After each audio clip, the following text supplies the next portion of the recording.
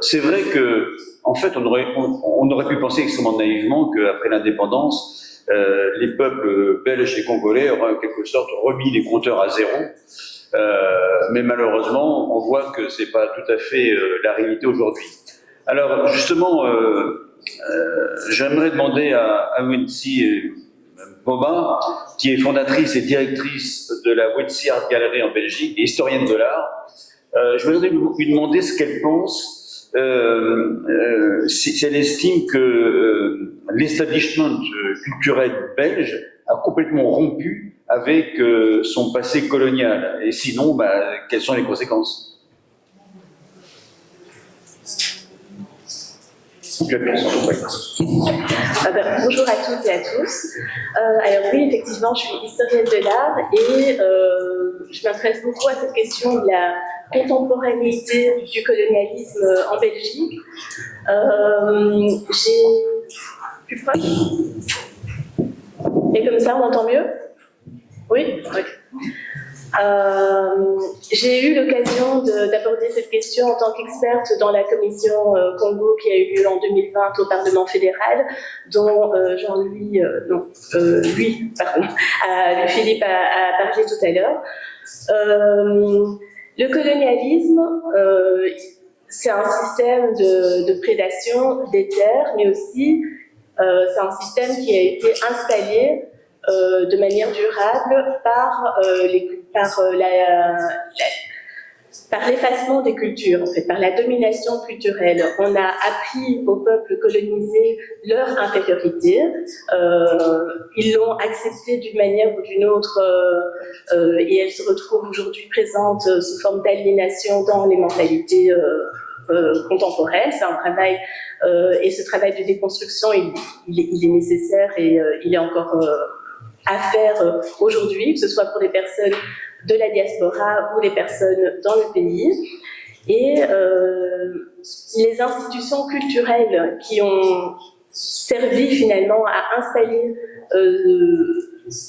ce sentiment d'infériorité et qui a permis finalement la colonisation, on en a parlé, il y a eu l'Église, il y a eu les écoles, évidemment, les écoles où on apprend encore dans certaines mesures, aujourd'hui encore dans certaines écoles, on continue à remettre en question le trope de simplement des bienfaits de la colonisation. On continue à dire et à parler des bienfaits de la colonisation, on continue à dire qu'il faut relativiser, qu'il faut regarder les choses à nouveau. On a dit, maintenant, on va revenir sur les narratifs de domination. Au contraire, en fait, ces narratifs se sont amplifiés.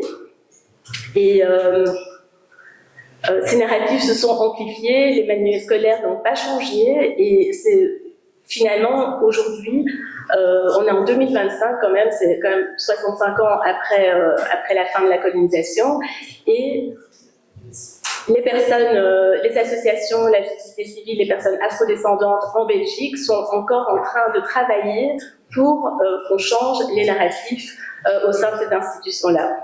Je voudrais aussi parler de l'Africa Museum, ce qu'on appelle aujourd'hui l'Africa Museum, qui est le musée royal de l'Afrique centrale, qui a joué un rôle très important en fait dans la diffusion des images du Congolais et des personnes d'origine africaine comme des personnes sauvages. Donc c'est un musée qui a été construit au début du XXe siècle, suite à la première exposition universelle de 1897, où Léopold II devait convaincre le peuple belge des bienfaits de la colonie, et il s'agissait vraiment d'instrumentaliser la culture congolaise, de montrer que c'était des sauvages, et de montrer qu'à côté de ça, il y avait des œuvres d'art qui avaient été réalisées par des artistes belges, et il y avait tout un narratif dans la scénographie qui montrait que d'un côté, les artistes belges produisaient des œuvres grandioses, alors que les artistes congolais, qui n'étaient même pas considérés comme des artistes, mais plutôt comme des artisans, c'était des sauvages. Donc c'était convaincre de l'infériorité de la culture congolaise et plus largement africaine à ce moment-là. Et en fait, cette propagande, elle est encore présente dans les imaginaires d'aujourd'hui. Et donc, puisque cette propagande, elle a été instillée dans l'esprit des gens par la culture, et bien c'est aussi par la culture qu'on va pouvoir la supprimer. Seulement, les musées sont des institutions qui sont complètement gardées, cadenassées par le pouvoir dominant aujourd'hui en Belgique. Et donc, il est vraiment difficile de pouvoir nuancer et apporter une réelle plus-value en tant que personne d'origine congolaise ou africaine dans le pays. Donc ça, c'est vraiment quelque chose qu'il faut absolument combattre. Je le fais à ma petite échelle avec mon espace Wetzi Galerie. Donc Wetzi, c'est mon deuxième prénom, c'est mon prénom congolais. Évidemment, tout le monde m'appelle Anne, mais c'est vrai que comme je tente de résister aussi à mon niveau contre le christianisme qui a été imposé finalement dans mon pays, et de me reconnecter à mes origines africaines et aussi à ma spiritualité africaine. Et donc, je préfère qu'on m'appelle Wetzi, et c'est pour ça que j'ai appelé mon projet Wetzi Galerie. C'est un espace où les artistes, non seulement les artistes d'origine africaine, mais aussi tous les artistes qui ont envie d'apporter un message ou une vision nouvelle et construite, ont l'occasion de s'exprimer et de développer des projets.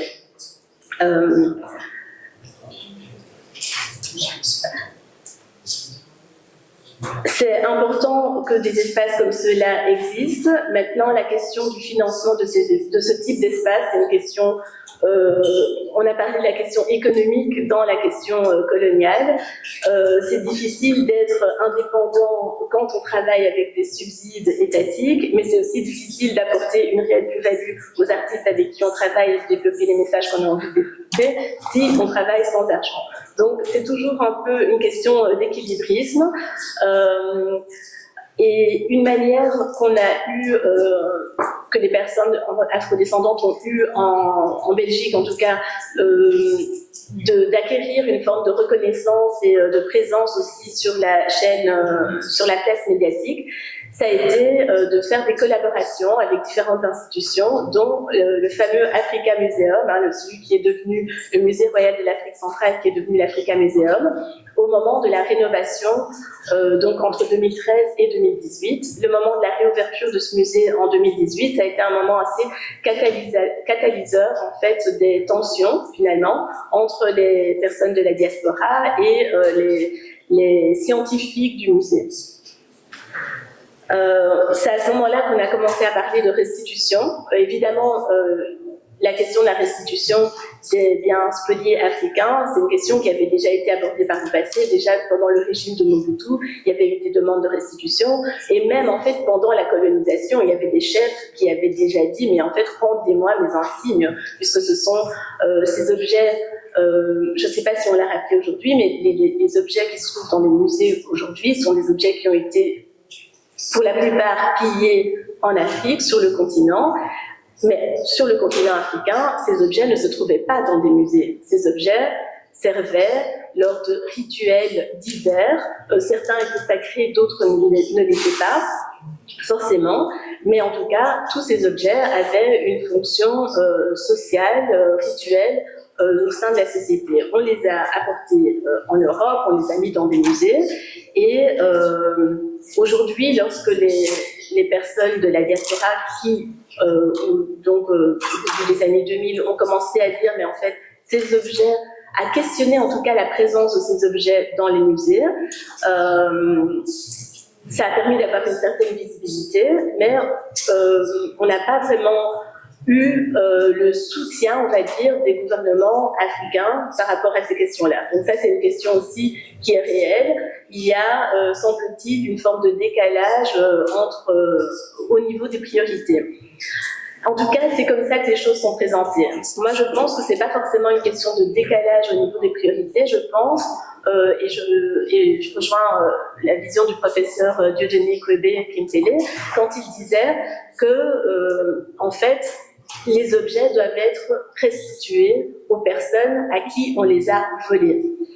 Et les personnes à qui on a volé ces objets, c'est pas au gouvernement congolais. Le gouvernement congolais, c'est une création finalement coloniale, voire postcoloniale.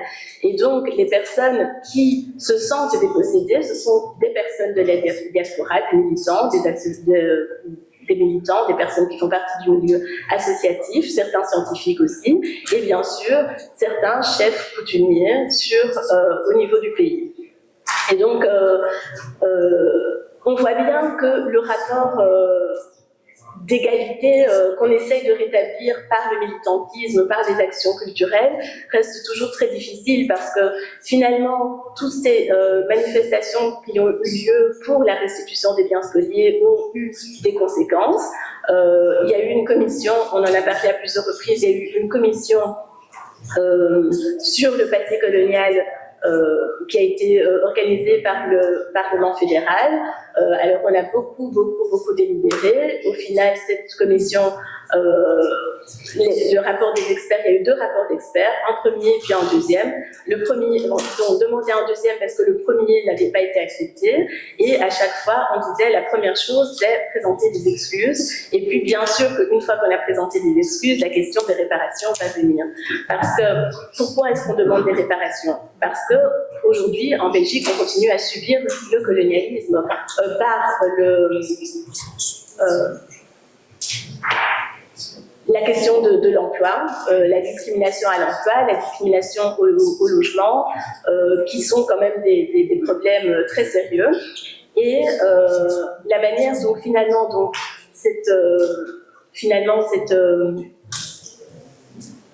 tout ce mouvement a été repris, certes, le gouvernement belge a dit « Ok, on ne va pas présenter d'excuses, on va dire que le roi a dit qu'il était désolé, certes, on ne va pas présenter d'excuses, mais par contre, on va créer une loi sur la restitution qui encadre la restitution, mais en fait, cette loi-là empêche justement la restitution puisqu'elle fige le cadre de la restitution entre le gouvernement belge et le gouvernement congolais, alors que le gouvernement congolais n'avait pas fait de demande de restitution.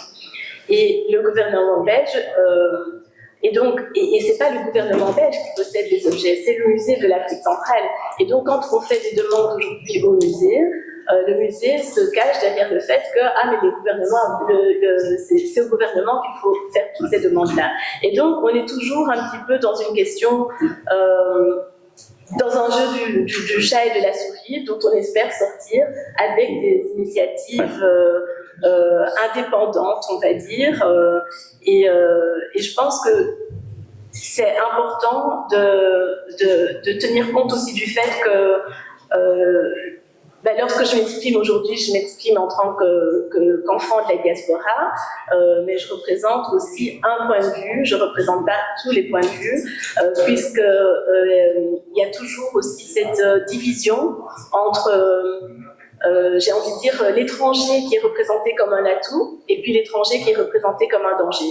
Et l'étranger qui est représenté comme un danger, c'est celui qui connaît quand même le pays du colonisateur et qui demande des revendications. Là où l'étranger atout, c'est celui qui se considère toujours comme un étranger et qui va plutôt avoir tendance à être, je ne vais pas dire plus conciliant, mais en tout cas à vouloir toujours apporter une plus-value en tant que personne étrangère. Bon, mais